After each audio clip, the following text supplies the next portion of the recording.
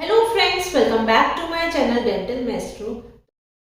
तो आज हमारी वीडियो का टॉपिक है डेंटल ब्रिज फेल क्यों हो जाते हैं। सबसे पहले हम जानते हैं कि डेंटल ब्रिज क्या होता है।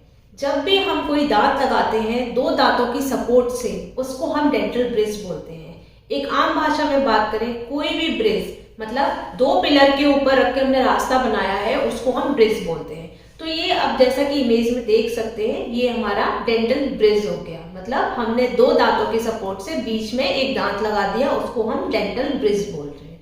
तो अब बात आती है हमारी कि डेंटल ब्रिज फेल क्यों हो जाते हैं। क्लिनिकल प्रैक्टिस में ये बहुत बार देखा गया है कि पेशेंट कंप्लेन लेकर आता है, अरे अभी हमने 6 महीने पहले ये ब्रिज लगवाया है और ये टूट गया, निकल गया, या कोई भी कारण हो सकता है कि ये फेल हो गया इन शॉर्ट। तो आज इस वीडियो में आपकी ये क्वेरीज कंप्लीट करने वाली हूँ कि डेंटल ब्रिज फेल क्यों हो जाते हैं। तो ध्यान से मेरी वीडियो को लास्ट तक देखिएगा। डेंटल ब्रिज के फेल होने के कई सारे कारण हो सकते हैं। या तो ब्रिज सही तरीके से बना नहीं गया है, लगाया नहीं गया है, या फिर ये भी हो सकता है कि आपने उसकी ढंग से केयर नहीं की है। कई बार ऐसा भी होता है कि जब हम डेंटल ब्रिज बनाते हैं तो उसके लिए जो पिलर्स यूज किए गए हैं, जो साथ वाले दांत यूज किए गए हैं, उनमें ज्यादा दम नहीं है, वो वीक हैं थोड़े से।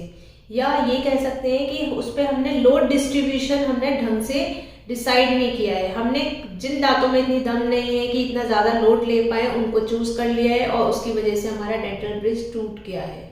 या फिर हमने तो पेशेंट को अवेयर किया कि हमें 2 दांत यूज करने होंगे, 3 दांत यूज करने होंगे, लेकिन पेशेंट ने कहा नहीं नहीं आप एक ही दांत, तो मानते ही नहीं कई बार पेशेंट। उस कंडीशन में भी डेंटल ब्रिज जो है वो फेल हो जाते हैं। या ये हो सकता है कि वहां पर अच्छे से हो सकता है कि वो जो ब्रिज है वो ढंग से चिपक नहीं पाया हो, उसकी वजह से भी कई बार लूज हो जाता है, निकल जाता है।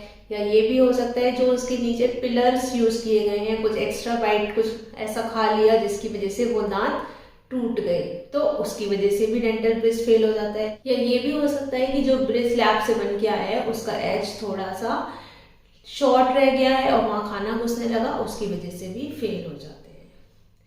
आपने डेली रूटीन में ये फील किया कि खाना फंस रहा है, खाना फंस रहा है, वहां पर आपने ध्यान नहीं दिया, इनिशियली आपने ऐसे इग्नोर कर दिया, लेकिन धीरे धीरे वहां क्या हुआ, जो नीचे वाले दांत है वहां कीड़ा लगने लगा, वो दांत डैमेज होने लगे, उस वजह से भी आपका डेंटल ब्रिज फेल हो सकता है।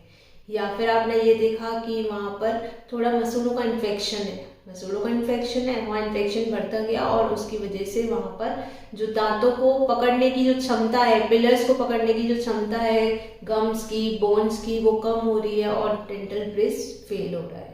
आपको डेंटिस्ट ने बोला था कि आपको 6 महीने में दिखाना है, प्रॉपर आपको ओरल हाइजीन मेंटेन करनी है, प्रॉपर ब्रशिंग करनी है, फिर भी आपने नहीं की और वहाँ पे कोई इन्फेक्शन हो गया जिसकी वजह से आपके दांत जो है वो हमारे इंजरी हो गई वहाँ पर, और गम्स इन्फेक्शन हो गया, टीथ इन्फेक्शन हो गया, उसकी वजह से भी डेंटल ब्रिज जो है वो फेल हो सकते हैं। तो आपको ये सारी बातें ध्यान रखनी है। जब भी आप डेंटल ब्रिज करा के आते हैं तो आपको डेंटिस्ट की कही हुई सारी बातें फॉलो करनी है, तभी आपका ब्रिज बहुत अच्छा लंबा चल सकता है।